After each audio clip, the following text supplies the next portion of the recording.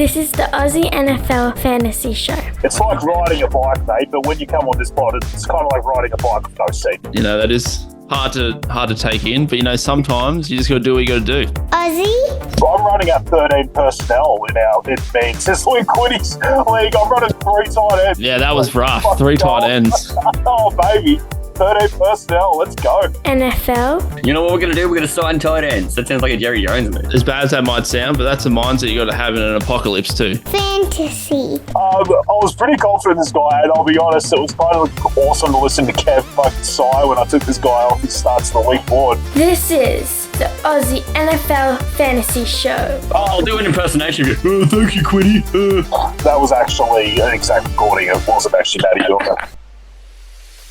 For the Aussie Gridiron Network, this is the Aussie NFL Fantasy Show. Call me Matty C. And, of course, with me tonight is Will Disley lover, Big Sky Montana movie producer and theme songwriter, Taylor Goodall. How are you, mate? Mate, still delving into week 12. It's just been a great week, and obviously off the back of some wonderful Will Disley calls. How could I be anything but loving life, mate? Can't wait to get into it.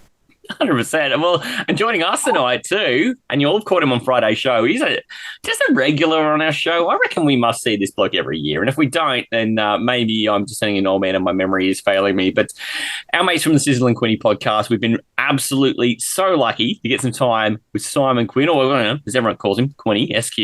And mate, thank you so much for joining us again for the Sunday show. Yeah, I got to say, it's good to be back again. I really enjoyed our previous show. I really enjoyed looking at our breakout stars for the week, and obviously Taylor's talk, of course, where he just drags on and talks nonsense for about 15 minutes. That's okay. You know, we've got to do what we've got to do. But no, I love being on the show, and I'm glad you guys got me back, and I'm looking forward to our little segment today. So, again, thanks for having me, boys. I appreciate it a lot. You're a patient man. Patient man. I can tell you're a teacher. You're a very patient man. Just to listen to a lot of shit talk from students. This time you just got it from a really big student. That's right. Now, on the Friday show, of course, we had Taylor Talk, we had the breakouts. We also, poor old Quinny, we subjected him to the 5 questions from 2 knobheads. So you've got to catch that. You've also got to have caught yesterday's G'day Gridiron with the guys breaking down the upcoming games for week 12. And a tough week 12, because so many teams on a bye.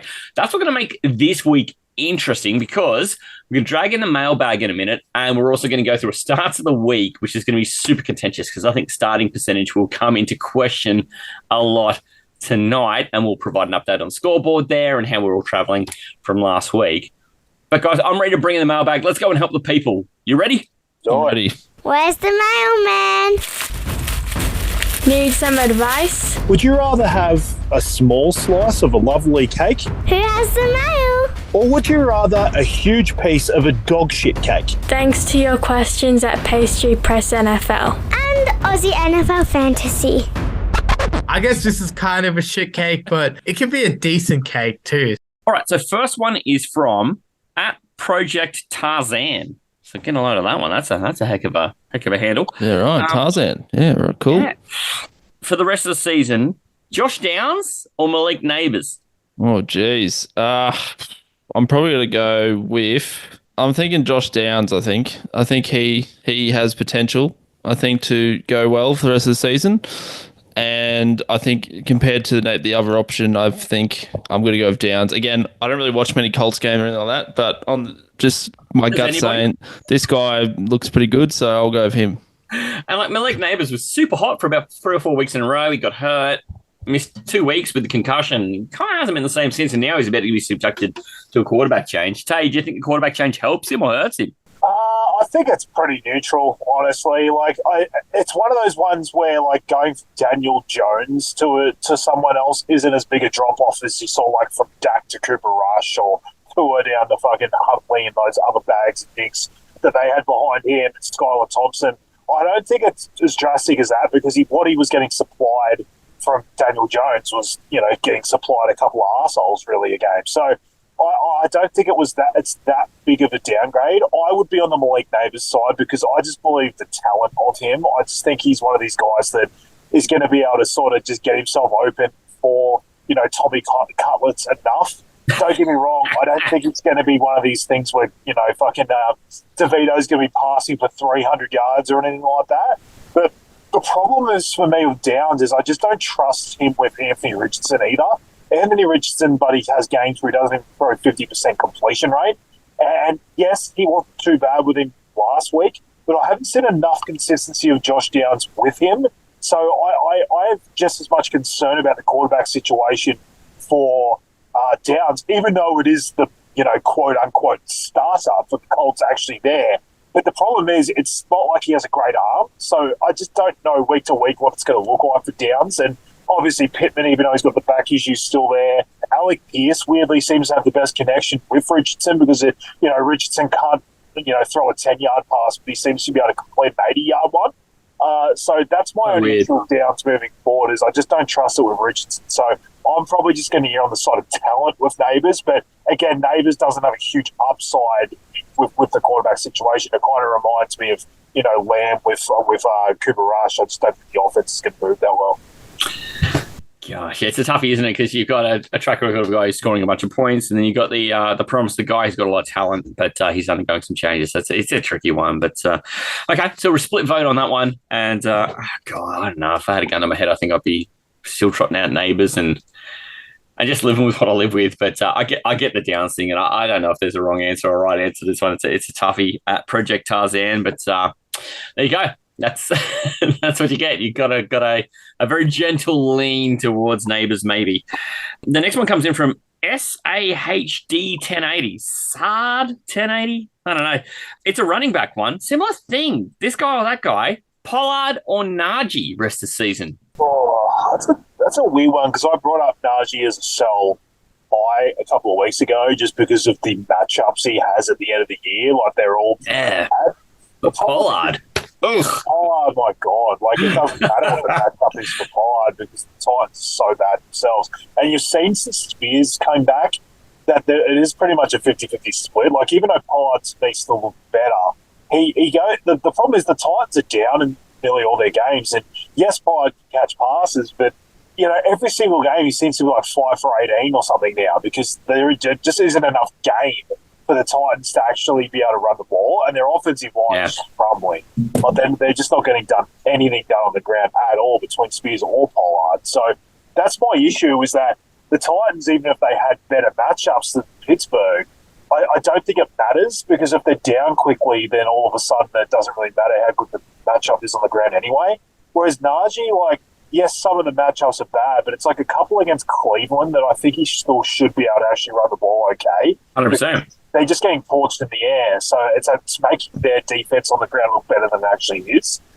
So I would lean Najee because I just trust the Pittsburgh offense. I know the Pittsburgh offense is fantastic, even with Russ and Pickens sort of connection, but I still trust it more than the Titans. I know they seem to be chasing, do they? Yeah, I don't know. I just think there's more rushing work for the Pittsburgh offense than there is the Titans. And yes, could Pollard get involved in the passing game? Yes, but Will Levis most games only passing for somewhere between 180, 190 yards anyway, and a lot of it's going to our boy Calvin Ridley's SQ. So I just don't think it leaves enough for Pollard. So yes, I don't think Najee is an amazing trade for asset or play moving forward because of the matchups. But I still would be playing him over Pollard. Yeah, I think this is tough because, like Tay was saying, Pollard obviously has better matchups. But again, he's sort of sharing the load there as a running back. And you never know if you never know if that offense, 1 week Ridley looks like he's amazing. The next week he's just doing nothing. So I can never tell what's going to happen. And I think Najee Harris probably has a better track record, over time as the number one running back for the Pittsburgh Steelers. And I know, I just looked on the fantasy app and, man, they got some tough matchups. It's just all red and orange. I still think I'll take Harris over Pollard just because I think, like Tay was saying, he'll get more running time. He'll get more of the rushing yards.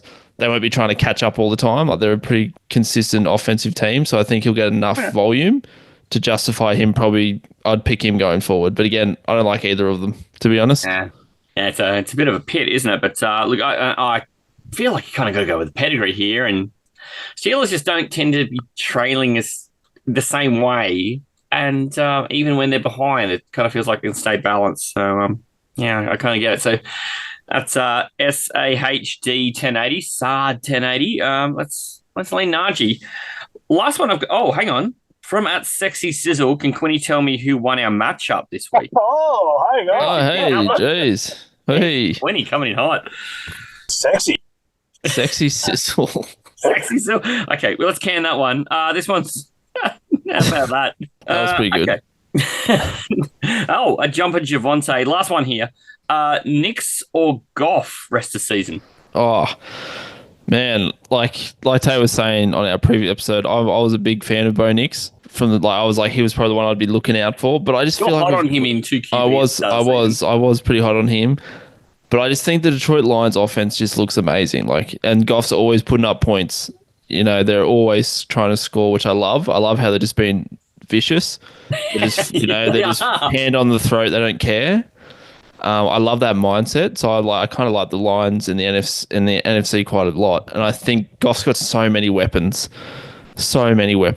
Like they're Montgomery, Gibbs, they remind me of the Mark Ingram, Alvin Kamara 2017, 2018 season. Ooh. You never know who's they both getting points. And the wide receiver, you can't go wrong with him. He's amazing. He's been a standout this year. So I'm probably gonna have to go with Goff. Shout out Dan Campbell. I absolutely love that guy. I wish Dan Campbell was my son's dad. He's What? just so Hang on. Let me unpick this for a second. You wish Dan Campbell was your son's dad? Yeah. He'd be a way better dad than I am. He just an unbelievable. He's still your son. Yeah.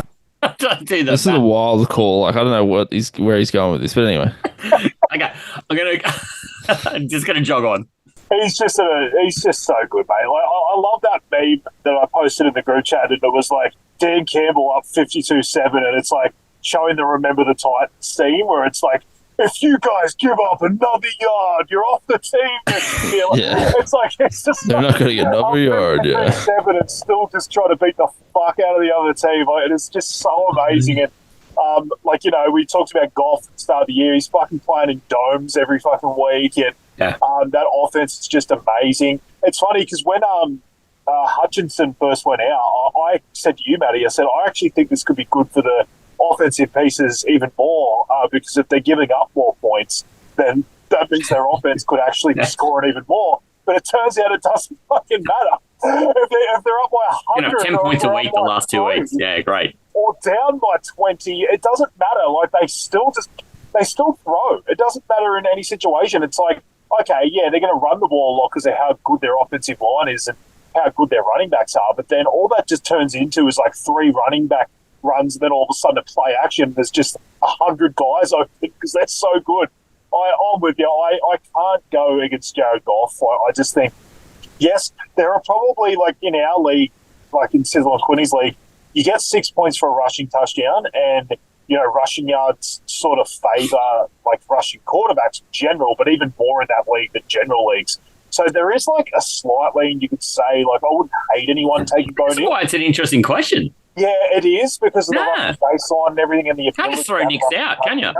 But fuck me, George, that offense is just humming, and it doesn't seem to be game script the ability to actually stop them, in terms of any game script in the game. So even if you're sitting there with Goff having 1 touchdown and they're up by 30, there's actually a chance Jags 2 late touchdowns and it's a 3 touchdown game. It's so hard to go against anyone on that Lions offense right now. So I'll take it off. Down with that.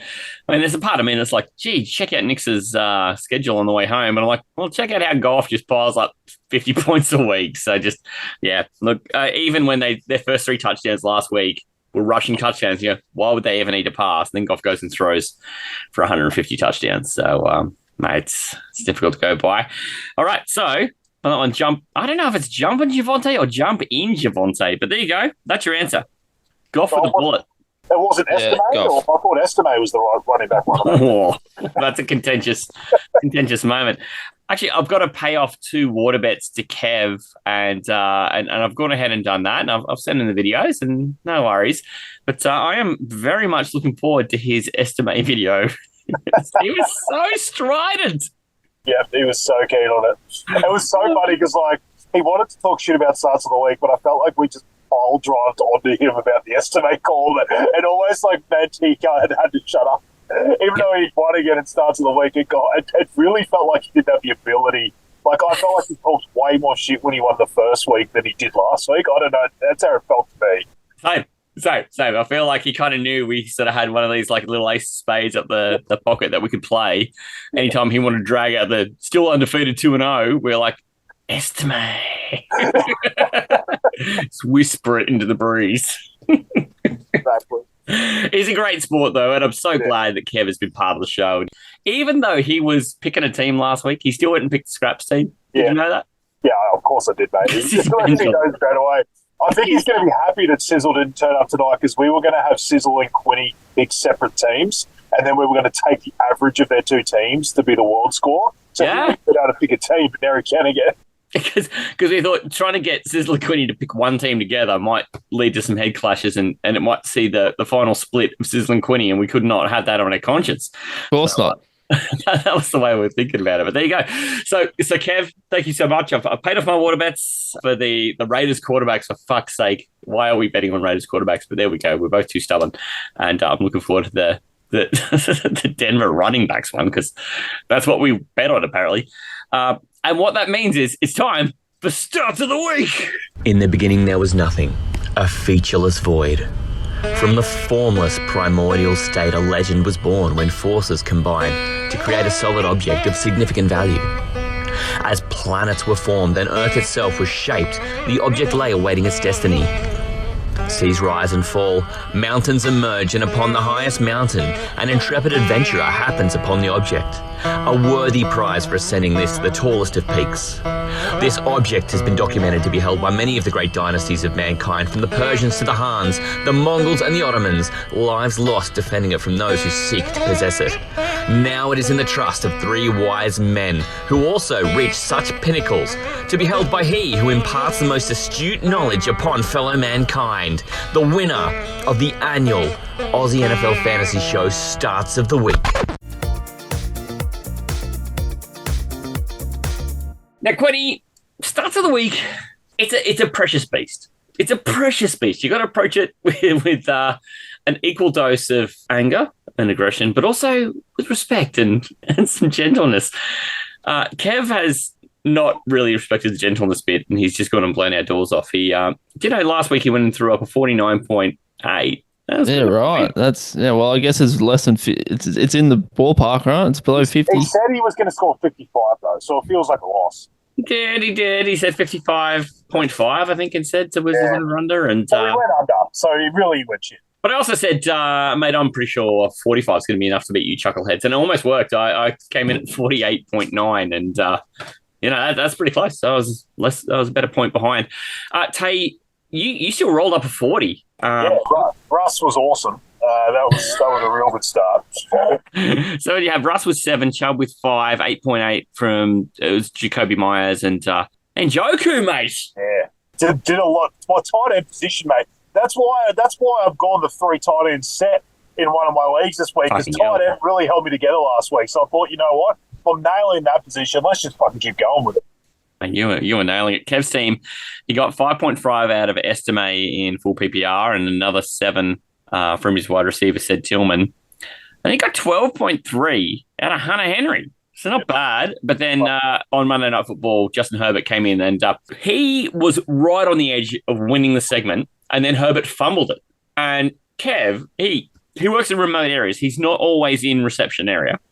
When he came in the reception area, he learned about the Herbert fumble and he lost 2 points. And he was like, oh, fuck, this could be a disaster. And it was that last drive going into, where the Bengals had not converted and they gave it back to the Chargers with like a minute 10 to go, and they drove.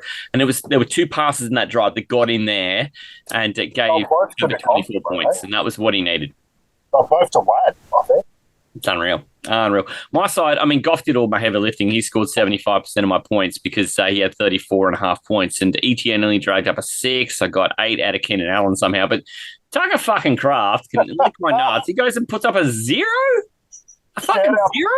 Shout out Pete Neal in our Dynasty League. Literally like 2 days earlier than that, he did a big trade with the owner of Kraft to get him. And then we had a big bang. There was some craft singles fucking memes going out. Then all of a sudden he puts up a goose egg and he was just like, I want to thank Benny Jones for giving me the big trade of fucking Tucker Craft. I want to be better off playing no one. And Benny Jones, who was known for his arse jokes, just dealing some arse right there. Hang on brand, Benny. I love you. The itchy scrot. So that's our start to the weeks for last week. And just a quick update on the scoreboard here. And I'll keep this one brief because you all know this time stage last year, Taylor had 25 points. Matty C has 26 this year. Funny about that. Matty C. Kicking ass. Okay, moving on. The world at 500 total aggregate points and 20 competition points. Taylor, 512 aggregate points and 19 competition points. So if he ever draws level with world again, he'll be in front, right? But the gap to me is a little bit, and I'm not hanging on my laurels. I know that that's only a couple of weeks of a few bad scores from me, and all of a sudden I'm in danger again. But it's some quick maths, guys. Here's some quick maths. Oh, no, this could be anything. Yeah, I know. Taylor loves Matty maths.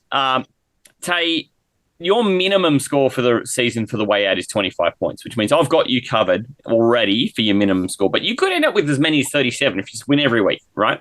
Yeah, that's the plan. And World, because they're only 1 point ahead of you now, they win out. They could score 38. So those two are the numbers I'm sort of now realising I've got to hang in for. But my minimum for the year now is going to be 32.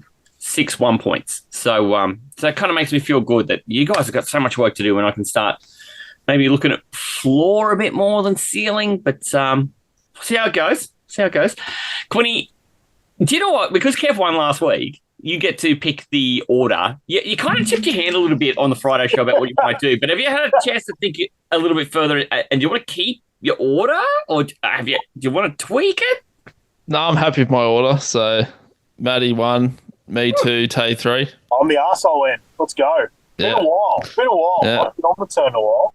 So, because you get the strategy of this, I just want to get in your head for a second. So what got you to set your order where it is? Why do you put yourself in the middle? Because you want to give yourself the most advantage. Why do you think there's an advantage there? I just think because I know we're doing the snake draft, right? So yep. So, first pick, second, third. So third goes back to back. But then my second pick, I think I'm only pretty much waiting one pick per turn. So I'm pretty confident with my team that I'll be able to make the right picks with that second pick. And I don't think I need to rely on the back to back as much. And, I know there's only 3 of us, but still when you're first, you got to wait a while and then, you could lose players. And this is it's very hard to pick the players that you want. So I think being in the middle is just where I need to be. I don't really have a disadvantage or major advantage, but it just works for me. So that's what I'm doing. Tay, what do you think about the methodology here? Yeah, I like it. Honestly, I don't have an issue with anyone really putting themselves in any of the positions. Like, if you've got an idea and if you've looked at your players and decided, you know what, I don't not put myself at 1 because I don't think I have a complete standout. Why not put yourself at either 2 or 3? Because, SQ said, you don't really want to be waiting for ages for that second pick. If you haven't got a complete star in your first pick, there's no point waiting for the second pick, I think. So I think it's smart by him to put himself even second. Okay. As long as he does, if he has someone that he's really got conviction on, it is a risk, obviously, handing it to Matty because he might obviously go take that person. I generally, if I have someone I've really got conviction on, I just take the first pick and just wear the waiting. But if he doesn't, then I think it's a good strategy. I mean, it's all strategy at this point, right? You gotta come in with your plan. You gotta see it out. And Tay a couple of weeks ago was giving me all kinds of shit for putting myself first all the time, and I put myself at the arsehole end a lot. So I wasn't really prepared for what it'd be like to be picking first. But all right, I reckon what we do here. I'll start the clock. Oh, here we go. Here's the boxing out. Here we go. And what I like about this, Quinny, we're going to end up with 8 picks between us. We're going to have 3 players each by the time Taylor's back up for his third pick. And I think this is a good week for that because there are 6 teams on bye, so there's less players in the pool. A lot of these guys will have high start percentages. And I think there's a couple of guys who are real standouts. So I think you and I can take 2 real standouts and just kind of leave Tay a little bit scrambled this week because I think there are some obvious guys. To me, the obvious guy at running back was Tyrone Tracy. And I'm going to take him with 101 because Tampa Bay are balls against everything. And it actually doesn't bother me if Vita Vea plays and it clogs up the running game a little bit because Ty Tracy has shown he's okay in the passing game. And I still think even with Evans back, coming off the bye, we don't know what he looks like. We haven't seen him in the game last week to see how his hamstring is, and still without Godwin and Kate Otten as the other main passing target. I still think there's a lot of work for Ty Tracy, and I'm going to take him first.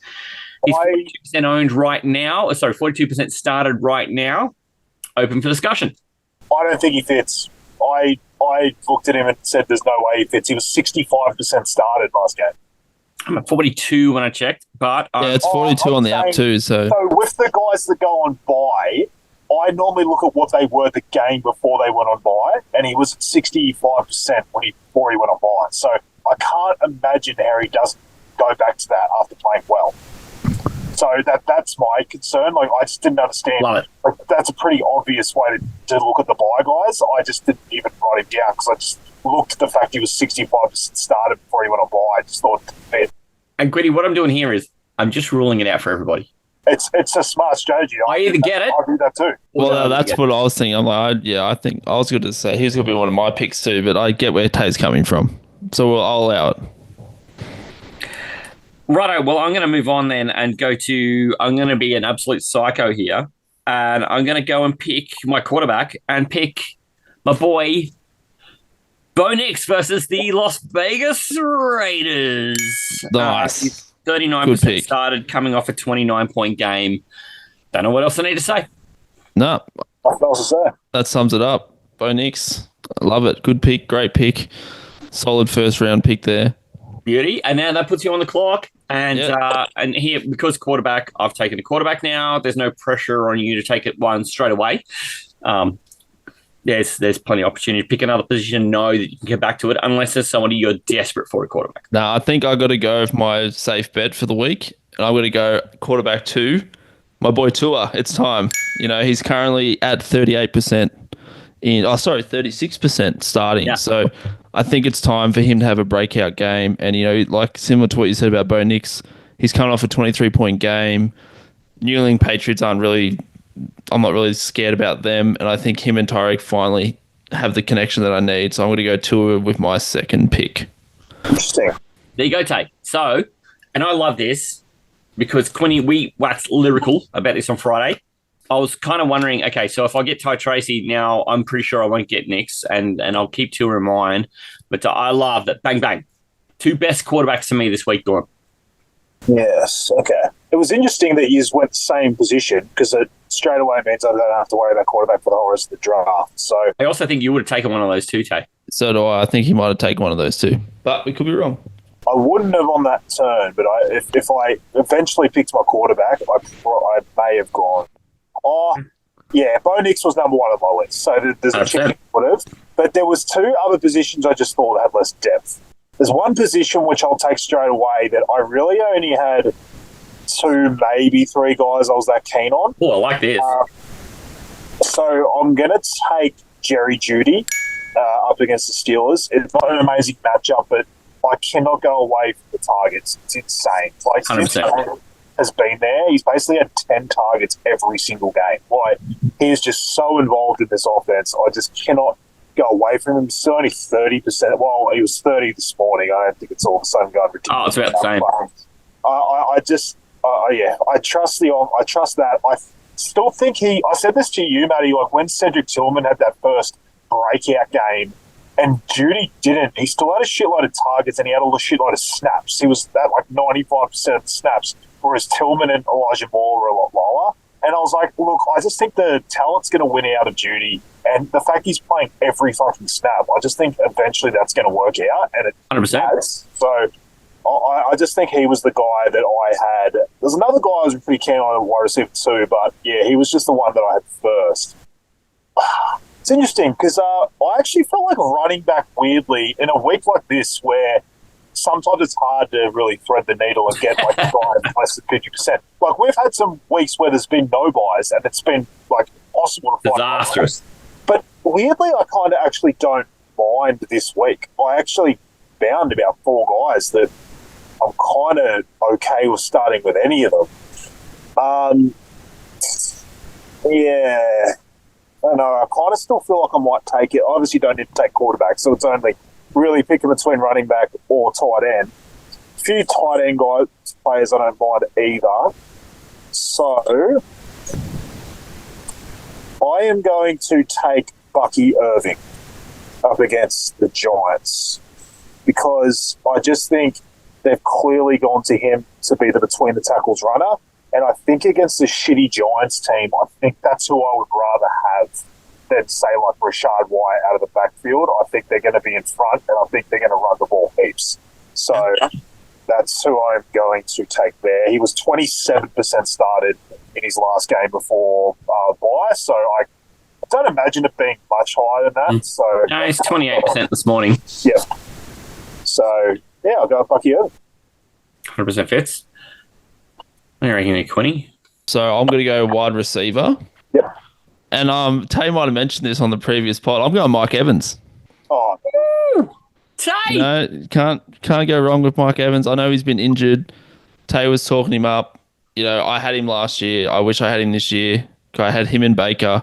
And I think, like Tay was saying in our previous pod, he's starting 31% this week. Obviously, he's coming off the injury. I see like he's just going to, I feel like the rest of this season, he's going to just do what he always does, which is get touchdowns and gets yards. So I'm going Mike Evans. Tay? what do you think, mate? Oh, I reckon absolutely, because it's not you. But I think that when Mike Evans is starting in fantasy, he's never going to be starting under 50% of leagues. So I feel like I'd rule him out if Tay said it. I've got to rule him out. Well, it's up to you guys. It's up to you too. He's like rostered in 95%. If he's playing, which I assume he is, I just cannot fathom that he'd be under 50. Like, yeah, you guys make the call. Like, I'll be honest, I'm gun shy of it when we let Kieran have Pollard that time. Like, we were sort of a bit lenient, and like, we did shout down Benny for Mahomes. We're trying to stay away from guys that all of a sudden on fucking Friday after the pod, we're just looking at it and they're at 70 or something, and we're like, the Pollard one didn't fit. I personally just think that when Mike Evans is fully clear to go, that he is getting started in probably 70%. I just think it's like guaranteed. That's right. I can change it to a different my other pick that I had in mind. I actually have someone who fits perfectly that I thought you would take. There you go. Well, am I going back? Do I pick someone else? Yep. I'm going to go with Quinton Johnson. Yes, that's who I was thought. The Chargers. So my boy Herbert's starting to play well. Quinton Johnson's, I think, starting to show his talent. He's pretty much the number one receiver for Herbert, and he's coming off, 20 points, 9-11. So I think he's heading in the right direction. And their schedule's pretty good. Like, they got Baltimore, Atlanta, who aren't great at stopping the pass. So I'm going with Quinton Johnson. Ravens are last against wide receiver. There you go. That's a huge part of it. Yeah, I had him. So there you go, Tay. You read my mind, but okay, I just wasn't sure. He was number 2 on my list. What I like, though, is that Quinny, and you've done the same thing I did with Ty Tracy, is just go, let's just float the guy out there, because if I can have him, I want him. And if I can't have him, at least we know no one else can have him. And it's a legitimate strategy. Benny Jones was on coming to talk about Mahomes, who's been underperforming and coming off a bye and was 47% at the time of the pod. He wound up 78% started, which is fair enough. And we ruled him out, and it was the right call. And he still didn't wow, but this is what you got to do. There's a strategy to segment. So I love that you lent into that. And mate, QJ, he loves QJ, but also, mate, you got the Q thing in common. That's right, exactly. Yeah, it's kind of sexy, isn't it? It is. Okay, so there's still no tight end gone, which kind of makes me want to go there. But, I'm going to wait till the third round to do that. I'm going to go to my running back because I know Bucky Irving's gone. But, oh, gosh, I kind of wonder if I don't take this guy. I'm expecting I might actually get ruled out on this one. Javonte is 44% against Las Vegas. It's a stack between my running back and my quarterback, which is, I understand, a difficult stack. He's 44% now. I had him. He was next to Bucky Irving for me. And same. And I don't know whether I get if people are like, oh, he'll end up at 50%. You can't have him, but I think he's worth floating out there because I don't know there's a lot of depth in running back behind him. So I'm hopeful. I kind of feel like it's fine, especially with I think it's fine. The running back roulette thing that's fucking going on with Peyton at the moment. Like, it could weirdly go back to estimate. It could be a fucking McLaughlin week. Like, I don't know. I still feel like it's slightly iffy, even though he obviously showed he was the guy last week. Like, every time Javonte has looked like he's taking over, something's happened the week after, which to me makes it iffy enough. I had him written. I will say he's trending up because I had him at 29%, and I looked at that this morning, and that's already gone to 40%. Okay. Generally, that's showing that he's going up. But I don't know. That's kind of one of the ones that I don't trust the public on that. Like, that still seems to me like he's iffy. So I'm fine with that. I can't wait to see who Quinny picks, because they were the two bullets for me, and everything after that was just a bag of vomit with, extra carrot. Like, it was pretty bad after that. And I'm like, if they rule this out, I might jog past running back for a moment. Yeah, I don't have an issue. I had it written down, so it's hard for me to say no. It's like, Okay. I feel my list. Yeah, that's fine. Yeah. I mean, and it's I wonder if too, just having already invested in the quarterback for the same team kind of buys me a little bit of grace. Well, you said you wanted a baseline team in front, so it kind of makes sense. You're not going for upside with that. You're sort of going for a baseline. So I'm going to Broncos. Cortland Sutton next. No, I'm joking. He was starting like 71. Yeah, it's too good. He was starting 70% of legs last week. What is happening? He's wide receiver 15 on the year. He always sneakily goes under the radar. He's always up there. I love that guy. But I'm going to go to my tight end, and I'm just going to go and take Tay's boyfriend, Big Montana, against Baltimore. That's who I wanted to get. So that's Will Dissly for those at home. And I'm not going to talk about it too long. He's 22% started. Baltimore, they're just the worst secondary in the league. And I'm going to put Quinny back on the clock. Or Simon. So I feel like I need to go running back here. And this guy I sort of have him back in my mind. You might appreciate this, Matty C. As you know, the Big Bigsby's still out. I might have to go with Travis Etienne. I always say his last name wrong. How do you say his last name? Are they a buy? I don't know. Say just like the letters ETN. Oh, Travis Etienne. Oh, they're on a buy. If they're on a buy, then that ruins my pick. But that was going to be my. You can take him. He'll just score you 0. Yeah. I won't go. I can't. Is he on a buy this week? I wasn't sure. Yeah, I started him last week, and he was only started in 40% of leagues, and he only threw up 6 points. And I was funny when I took him. I'm like, does he fit? And everyone's like, well, he's iffy. And even though without Bigsby, people are clearly not into him, and they're going to be getting boat raced by the Lions, which they were. And they let me have him, and he wasn't great. So, like, if they're playing, I'd 100% let you have him. So that's all right. I'll change it then to my backup running back. That's just as bad. Hopefully he doesn't have a this buy. week's hard running back. I'm going Alexander Matheson against Denver. He's got a questionable tag. I will just let you know that. Oh, jeez. I don't know if he's out.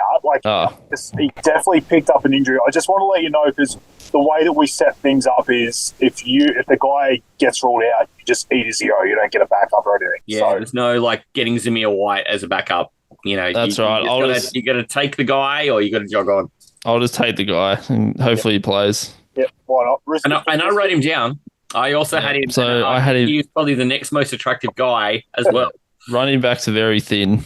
So yeah, it's interesting. Do you trust Rico Dowdle? Do you trust Zach Charbonnet? It's a disaster out there this week. Dowdle was the other one I definitely had. Yeah, I'd written them down. All right, Madison. When he's there, he gets volume. Well, hopefully he plays then, because I didn't realize he got a questionable tag. Horrid. Yeah. Horrid. So bad, but he gets you. He gets you there slowly. Put it that way. It's 7 carries, 26 yards, all purpose, including his touches. He might get a red. So he might get a red zone carry. Who knows? End zone carry, should I say? Who knows? Hang with Madison. He's definitely the volume in the backfield. Yeah, I'm going to go Matheson then. Tay, you get to wrap your team up. You're looking for a quarterback and a loose end. Yeah, I had a late addition, which frustrated me. Obviously, I wrote Goff down, but then I was like, he's probably going to go 50, which he already has. I've got 2 guys written down. I pretty much had one that I definitely would have taken if you guys took Nixon Tour. But then I was like, this guy fits. It's a massive risk. but I'm kind of in a position where taking a risk kind of makes sense because of where I am on the table. I feel like I know who you're going to say. If he's like rushing baseline, he kind of fits the mold in terms of like, yeah, he might not have passing yards, but if he rushed a couple of touchdowns in, it would be big for the segment. But, geez, do I really want to take that risk? I'm not going to do it. I'm going to take the guy that I had confidence in already, and I'm going to take Geno. I think Arizona, I still don't trust their defense, even though they've had some decent games. But the fact, when Geno has Metcalf, JSN there, and obviously Walker out of the backfield can catch passes really well too, I do feel like there's a chance this could be a shootout this game. So I'm going to take my shot. And Arizona's weirdly been good against running backs, so I'm just wondering if they're almost turning into a little bit of a pass funnel too. So I don't know. It's a funny one. I just feel like this has the ability to be a shootout. So I'm going to take Geno. 23% started. I just felt like the whole time you were talking about Anthony Richardson. Yeah. Who I was talking about?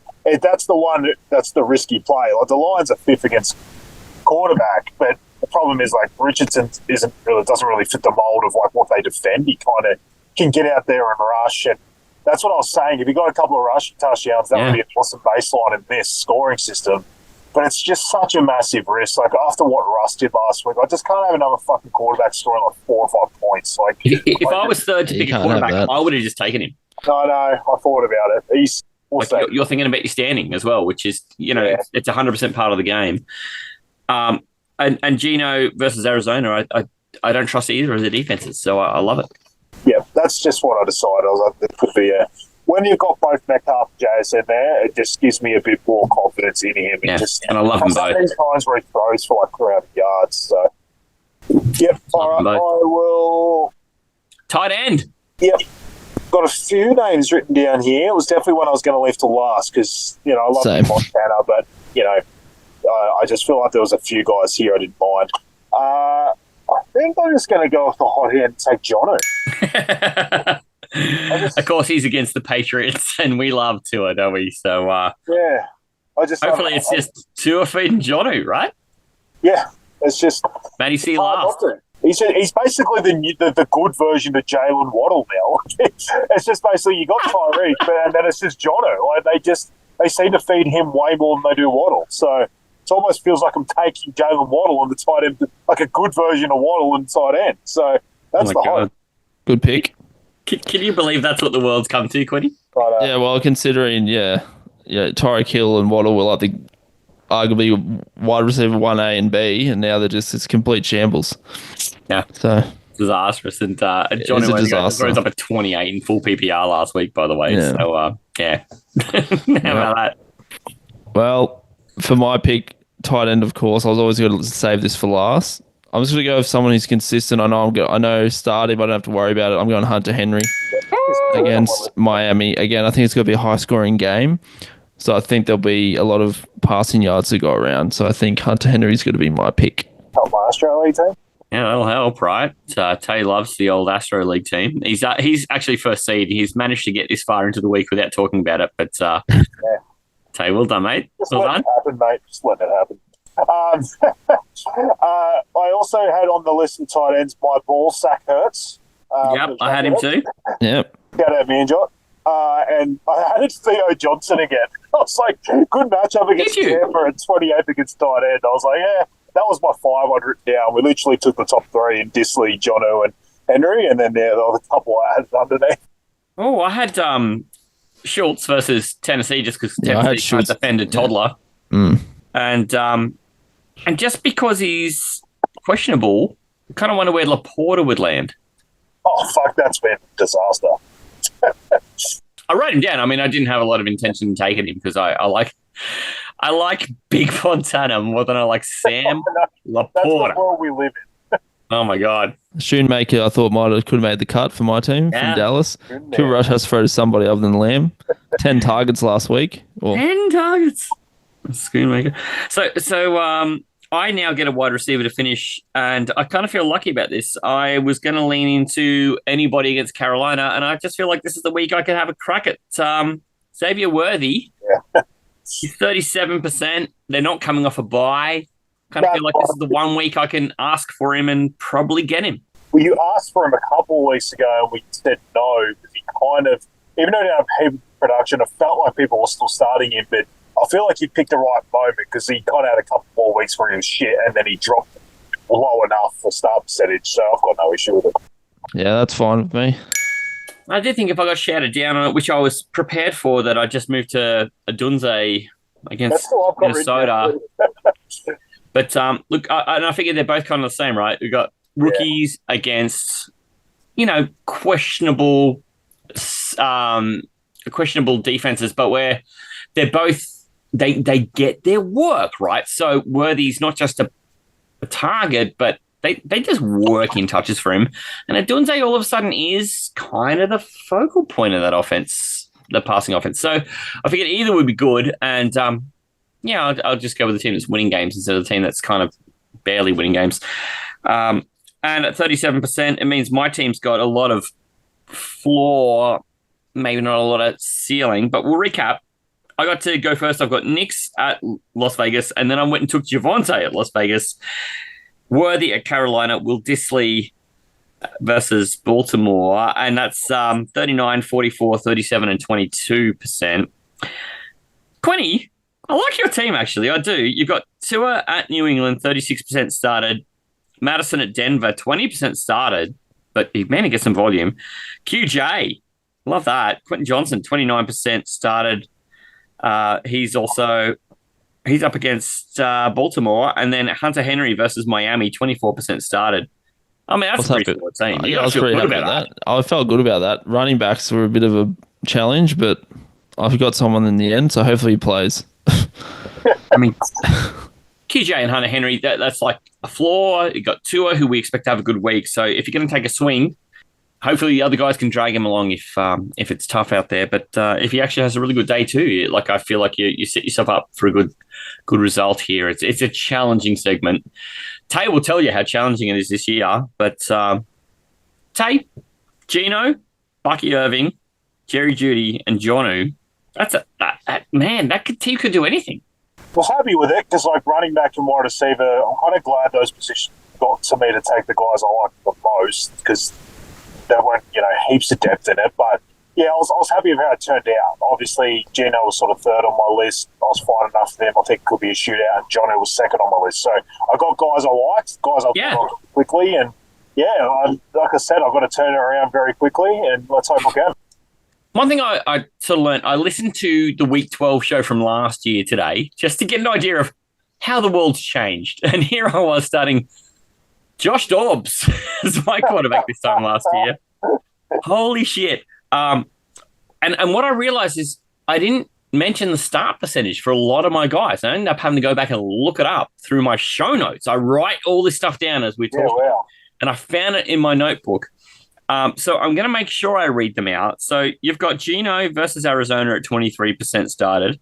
Bucky Irving at New York Giants, 28% started. Jerry Jeudy versus Pittsburgh, 36% started. And then Jonnu versus New England. Can you believe he's your most popular player at 39% started? The high watermark. Jonnu at tight end. That's the top of the flood. That's where it peaks. What the fuck are we doing? I expect most of my points out of tight end again, maybe. So just for those who are playing at home, in Week 12, Jonnu is the most started player in Taylor's team. That's where we've gotten to.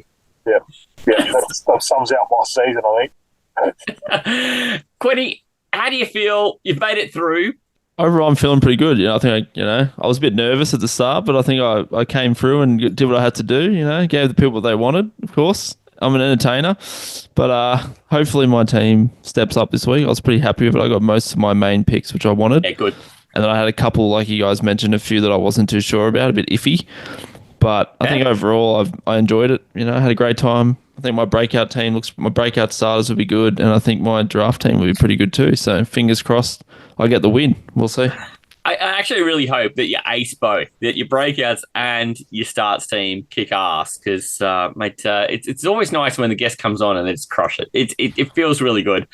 And mate, I got to give you the opportunity just to shit talk Taylor a little bit. You got any parting words you want to say to him? No, mainly just like, Tay, you couldn't have held on for CD Lamb for me, just kept him in your team for like another week and not let Sizzle have him. And then, but, it wasn't my week in the end. 0.08. 0.08. So that was 0.08. That was a Matty bit of a C buzzkill. Yeah. So, and then also, and you mentioned it before, Matty C, bloody Herbert with his fumble too. So I lost 2 points there. So drive you crazy. And I mean, Kev survives it by like this much. A Matty C dick there too. But mate, the greater population is hurt by that. Yeah. So Tay, thanks for making me. I'm 9th now. I blame you. But anyway, and all good. Ironically, no woman has ever been hurt by a Matty C dick. That. There's nothing even ironic about it. It's just straight up facts. Hashtag facts. Wow. So we've got to the end of it all. Wow. I was just laughing at that. You just like your segue is just wow. What the fuck is coming out of that guy's mouth? Don't even know. And most people just at there's this a reason stage, he's in his car. I think at night time when he does these podcasts. We're so late on the Sunday show, and nobody is liable for anything that comes out of their mouth at this stage. Oh no. So, look, thanks to the Aussie Gridiron Network, you can catch us here again on Friday. You can also catch our mates, G'day Gridiron, the premier NFL analysis show on the island. Show yesterday kicks ass. You're going to catch them again in the early week with overreactions. And I tell you, we discovered Isaac Connerty a couple of months back, and he's been a revelation for G'day Gridiron. And you can catch he and Ian most times in the early week. It's usually a Tuesday or a Wednesday drop for overreactions, and go and check that out. But then you also get Nick Cosme and Brad Cummins for the Saturday show with Ian to talk about what's coming up in the NFL week, and they deep dive into 4 different matchups for the coming week. So make sure you catch them. You can also catch Manjot and everything that he does. Our former podcast host here is actually going international, and he has got himself into a position where he's got not just Manjot, not football happening on his podcast and his YouTube show, but he's also got Aussie Gridiron Today. I work with him on that. We've been covering the ACT League, but we've actually been reaching out to other states, and there is national interest. We are going to other states, and we're getting talk from them about what's happening in their Gridiron League. So go and check that out. It is at Pastry Press NFL. If at the link tree that we've got, linktree / Aussie Gridiron Network is the mothership. At Pastry Press NFL might just be the Death Star. So go and check it out. Quinny, thank you so much. Even though you're without your usual podcast host with you, it's been so great to have you. And mate, it's been like a year since I saw you, and I've missed you. And it's been so great to have you on. Oh, it's been amazing. I was just saying before, like, you guys are doing great stuff out there. You're really putting Gridiron on the mat in Australia, which is great. And I'm glad you're getting a lot of traction, which is good to see. I'm glad I'm in the group chat now, so I really feel a part of the family now. So, but yeah, my co-host couldn't be on today, so we wish him well. But anyway, I'm glad I could show up and talk some shit. And yeah, and thanks again, Tay. Screw you. But anyway. Any parting shots, Tay? Appreciate it. Nothing better than waking up at 7 a.m. The group chat's got 600 fucking unread messages about crap about the Bears and the Packers, mate. I'm sure it's absolutely glorious being in that thing. But, mate, commiserations on picking such a shit start to the week, team. But outside of that, it's been an absolute wonder to have you. So, mate, thanks again. I obviously brought it up at the end of the first show, but it's been great to have you. And thank you so much for the support you and Sizzle have sort of given to our podcast. And, I can't wait to hear you guys on your podcast soon. And, mate, I'll be interested to see if you can make another late push in our league, but if not, hopefully I can take that one down this year. But yeah, hopefully you or Sizzle, that'd be all right. Yeah, I'd appreciate that. Keep it in our little group chat there, but mate, yeah, thanks again for coming on. Thanks again, boys. Appreciate it. Can you just give us a quick, where do we find the Sizzle and Quinny podcast when it's happening? When it is happening, you'll find us at Sizzle and Quinny on pretty much our Instagram page. Fingers crossed we'll do our Sizzle and Quinny Christmas special, which we like to do. With one of our mates, Hansy, so Deck the Hansy, he does his own podcast too, so we like to do a little collaboration with him when we talk about Christmas movies. And who doesn't like talking about Christmas movies? It's almost time for me to hang up the tree and put on my Christmas shirts for work. But that's where you'll find us, and hopefully you'll be hearing from us soon. Can't wait. If not, we'll just keep doing cameos when we need it. But we'll see you out there. Quick draw mailbag question. What's your favourite Christmas movie of all time? My favourite Christmas movie of all time is The Grinch Who Stole Christmas with Jim Carrey. Really? Yeah. Yes. It's That's my not gonna be a favorite. popular opinion. Oh my gosh. Number one, that's my favorite Really? Christmas movie. It is. It's just close to my heart, and it's a huge family movie, and it was just always the one we always watched on Christmas Eve. So it's always been my number one. I do have a list on my on my Letterboxd account, but that's my number one. Awesome. Well, I don't want to give away too much of the podcast. I'm sure you probably bring it up, but Yeah, mate. hear you say your top one. Yeah. Hey, what's yours, Tay? I don't know. It's hard because it's hard to go like if you go nostalgia, like things you think of when you were like younger, or do you just sort of go a movie? Like I love Elf. Like I love Elf. Oh, it's classic. So, Yeah. but it's like, is that actually the most nostalgic thing from when I was like obviously younger? Not really, but in terms of like just a movie that I know I could put on and enjoy at Christmas time is every year, and having Will Ferrell obviously just sort of helps because I love so many of his movies. So that's honestly that would be my go-to if I was just off the top of my head. God. But I'm sure there's other ones I could probably think of that are just like nostalgic in terms of Christmas, time. Oh my god! Well, I'm the same age as Macaulay Culkin, so it's been Home Alone my whole life. Surely, yeah. Home Alone. That's pretty much my number two. And So my kids are watching that too, and they've enjoyed watching that as well. So Macaulay Culkin and I are the same age. It's just like, well, he was 8 years old when that movie came out, and I'm like 8 watching this, going, this might be the best movie I've ever seen. yeah. Holy crap! Wow, who would have thought? The Aussie NFL Fantasy Show was talking Christmas movies.